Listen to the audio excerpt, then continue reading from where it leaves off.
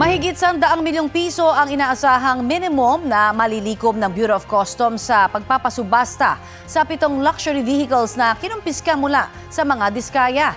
May ulat on the spot si Joseph Morong. Joseph?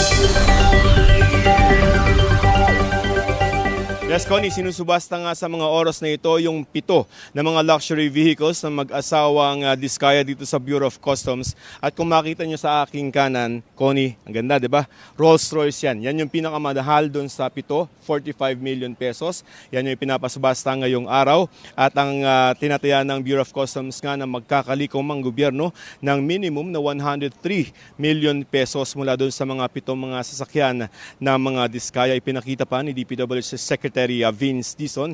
Alam mo yung pinagmamalaki ng mga diskaya na payong doon sa loob ng Rolls-Royce. Bukod kay Dizon ay dinaluhan rin ang pagsubasta na ito ni bagong talagang Department of Finance Secretary Frederick Go, Independent Commission for Infrastructure Chairman Justice Andres Reyes Jr., Bureau of Customs Commissioner Ariel Nepomuceno at LTO Assistant Secretary Marcus Lacanilao. Ayon kay Justice Reyes, ito raw ay bahagi ng pagbabalik ng pera ng taong bayan. Ayon naman kay Commissioner Nepomuceno ay iririmit agad sa Bureau of Treasury ang malilikom na pera. Narito ang magkakasunod na pahayag ni Justice Reyes, Secretary Dizon at Commissioner Nepomuceno. We are here today to restore what rightfully belongs to our countrymen. Pera natin yan, yung pinambigid dyan. Pera natin lahat eh. Yung payong na yon, ewan ko kung yung payong pa lang, ilang milyon na yon. Pera natin yan eh. So may kasamang galit, pero at the same time, may kasama ding tuwa eh.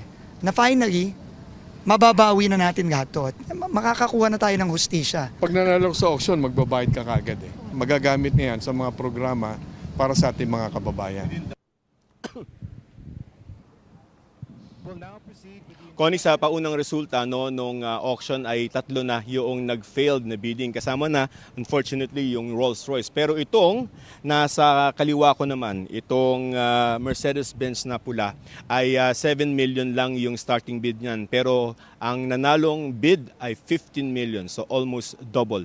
Karamihan dun sa mga nag-bid ay mga kumpanya, pero may isang individual.